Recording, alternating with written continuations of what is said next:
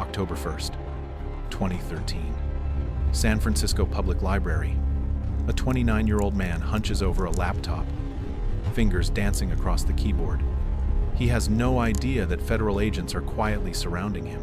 He's blind to the plainclothes operatives, positioning themselves between the bookshelves. For nearly 3 years, this unassuming figure has commanded a billion-dollar criminal empire from the shadows of the dark web. Online, he exists only as a ghost, a digital phantom known as Dread Pirate Roberts, the kingpin of a hidden marketplace called Silk Road. But inside this library, he looks like any other patron. Suddenly, a shout erupts behind him. Instinct takes over. The man turns his head toward the commotion. A fatal mistake.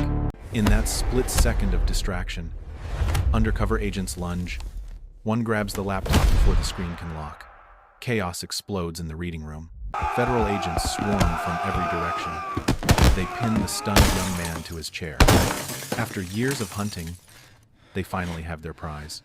The alleged mastermind of the dark web's first empire, caught red-handed with an unlocked computer. But how did the man behind Silk Road end up here? Would this dramatic arrest truly mark the end of Silk Road? The answer lies 3 years earlier. It all started with an ideal. 2010.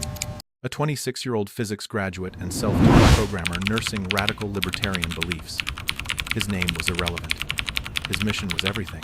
He dreamed of a world free from the state's grip. A place where free markets could flourish beyond any government's reach.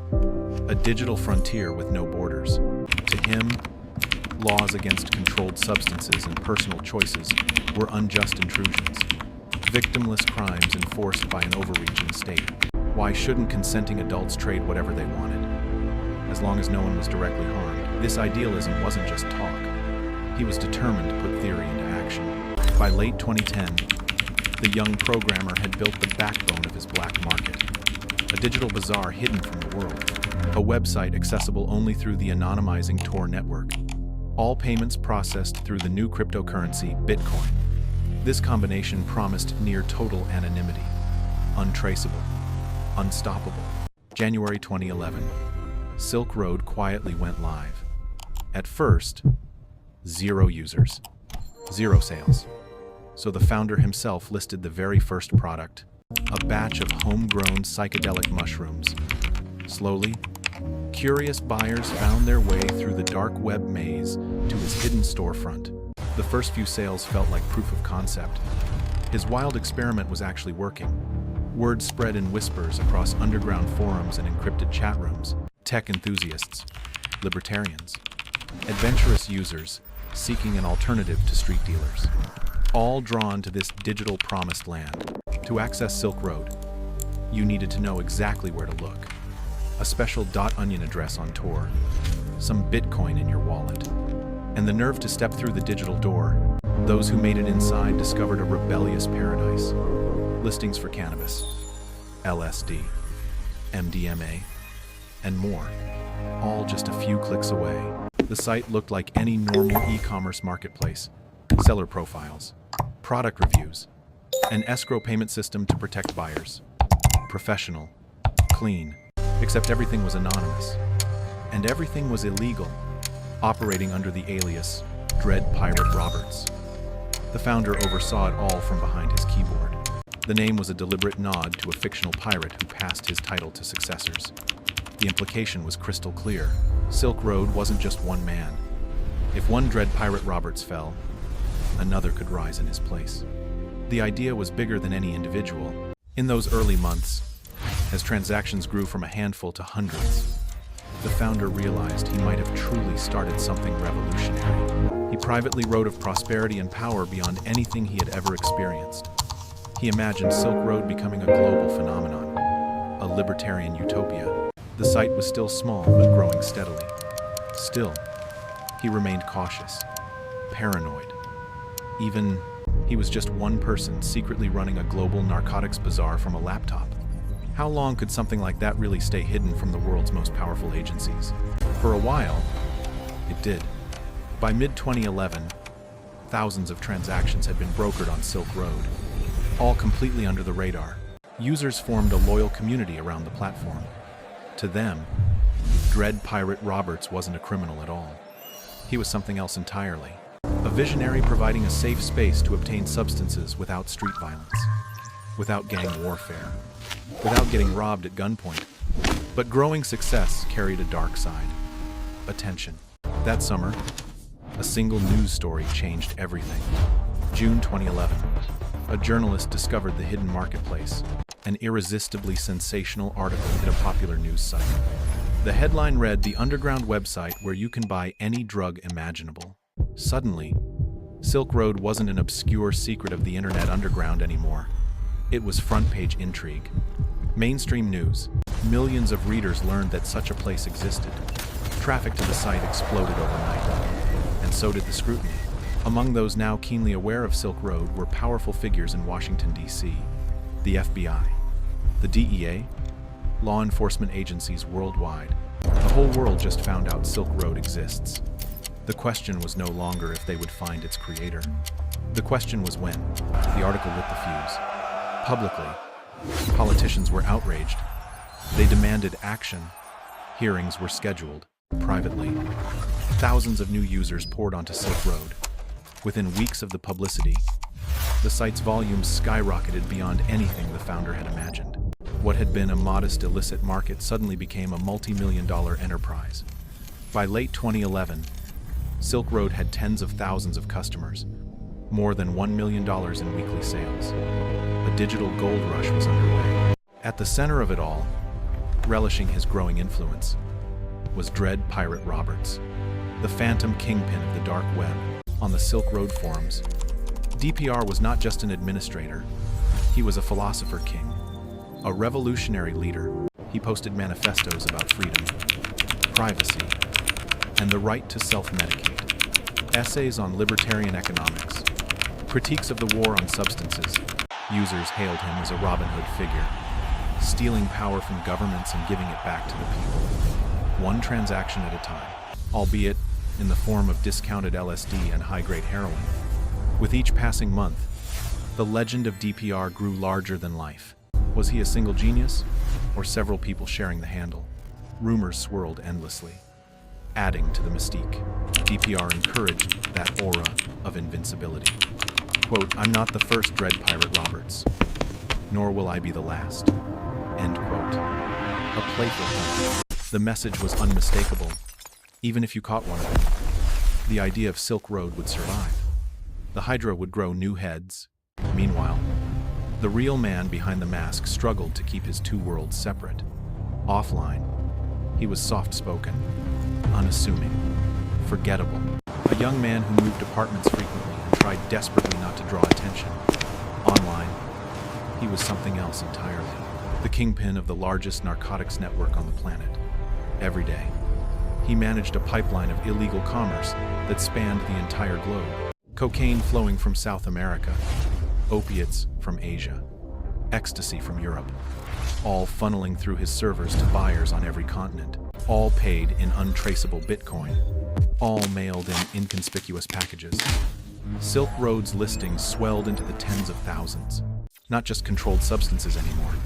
Fake IDs, digital hacking tools, counterfeit documents, other illicit goods flooded the marketplace. Almost anything was available for the right price.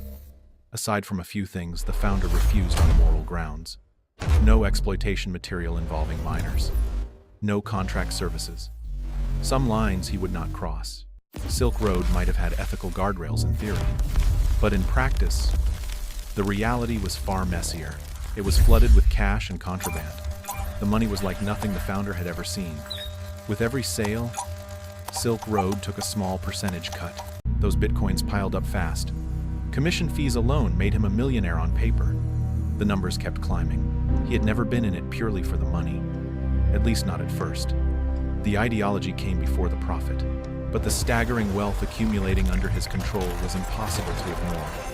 He now oversaw an empire, and empires demand a ruler's full attention. Success also brought stress. The more Silk Road grew, the more danger shadowed its every move. Threats multiplied. Hackers tried to breach the site's defenses. Scammers prowled the forums looking for victims. Competition emerged from rival marketplaces. And of course, Governments were actively trying to infiltrate and expose the entire operation. The founder even relocated overseas for a while to stay ahead of any surveillance. He doubled down on security, cloaking servers across multiple countries, encrypting all communications with his small, trusted staff, covering every digital track. Yet despite all precautions, he was only human. And humans make mistakes. He was about to make a critical one.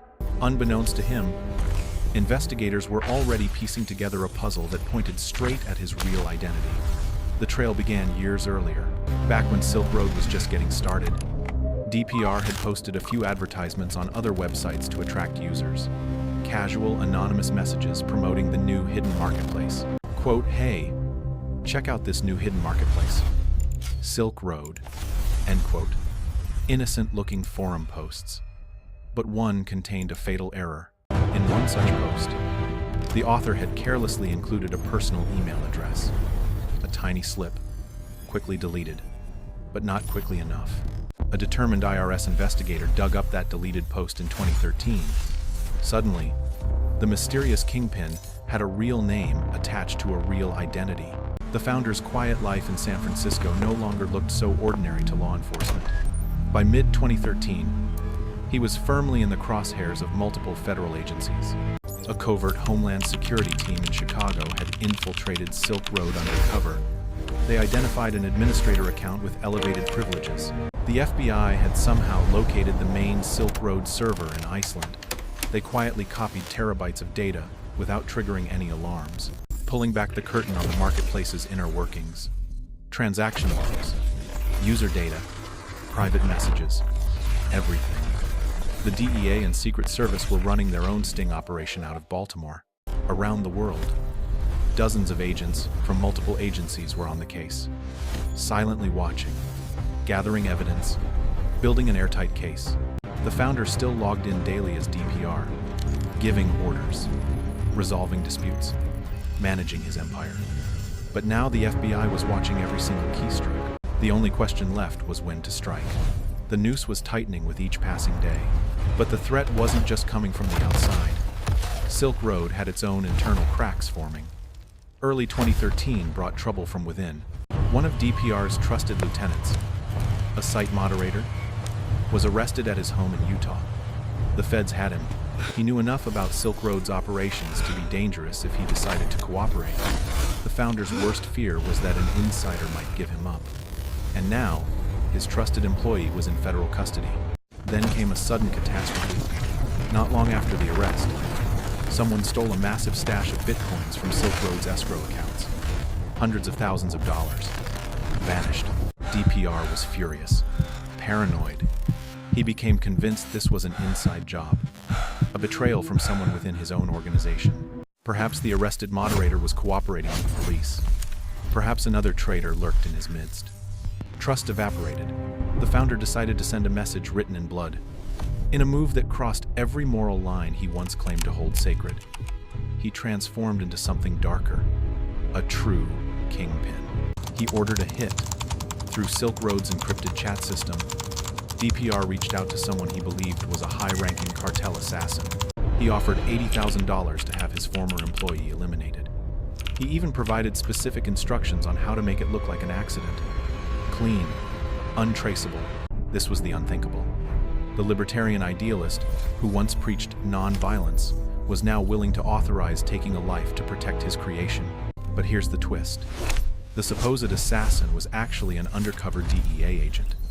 The same agent who had been involved in the moderator's arrest. The agent played along perfectly. They even staged an elaborate fake scene with the target's cooperation. Photographs were taken, convincing evidence manufactured.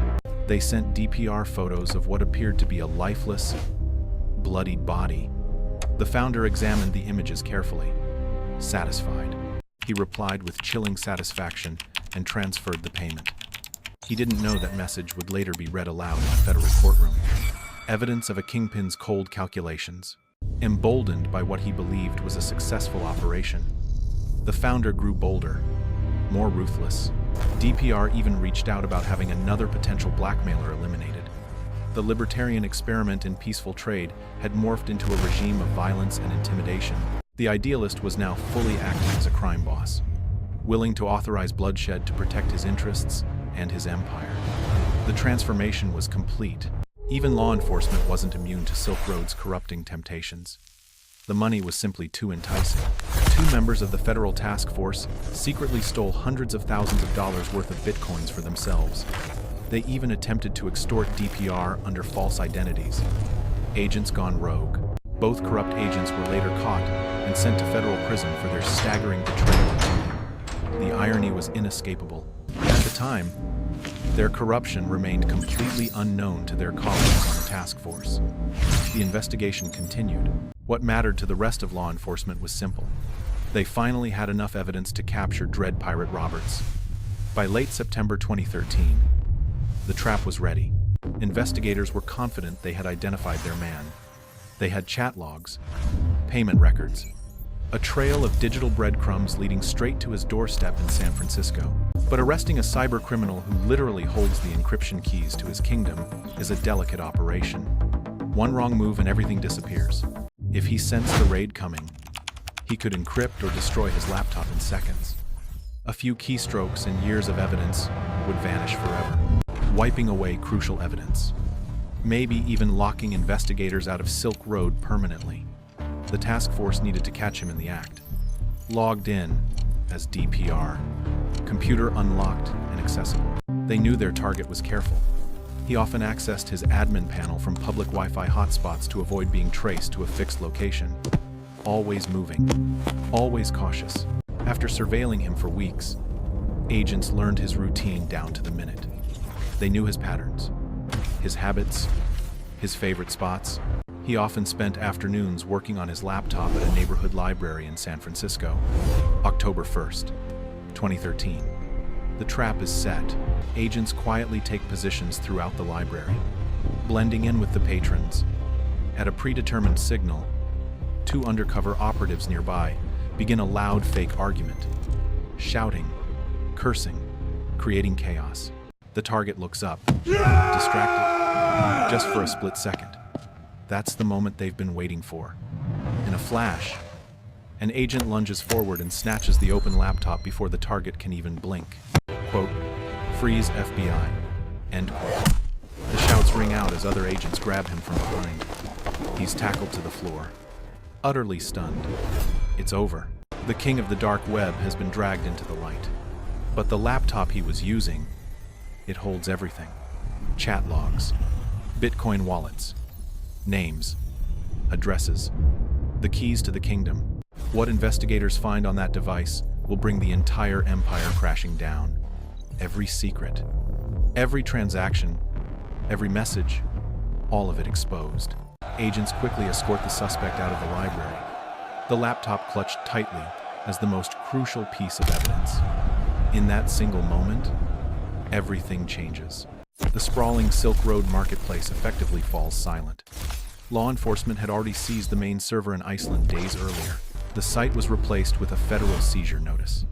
The infamous Silk Road banner replaced by the seals of the FBI, DEA, and IRS. Around the world, users refreshed their Tor browsers only to find Silk Road gone, vanished like a pirate ship into the digital mist. Many users panicked. Would they be exposed next? Would federal agents knock on their doors? But the authorities' focus remained fixed on the leadership. The alleged Dread Pirate Roberts was finally in custody. His billion-dollar empire lay in ruins. For the captured founder, the aftermath was swift and crushing. FBI forensic teams discovered a treasure trove of evidence on his laptop. Chat logs documenting DPR's private conversations. Encryption keys, Bitcoin wallets containing Silk Road's accumulated profits worth millions, and even a personal diary where the founder had candidly documented his double life in his own words. The digital fingerprints were absolutely unmistakable. There was no denying it. Early 2015, a federal courtroom in New York City. The young man faced trial as the alleged mastermind of Silk Road. The world watched. Prosecutors laid out the entire saga for the jury. The controlled substances, the crypto millions, the attempted contract killings. They painted a portrait of a new breed of crime boss for the digital age. The defense tried desperately to raise doubt.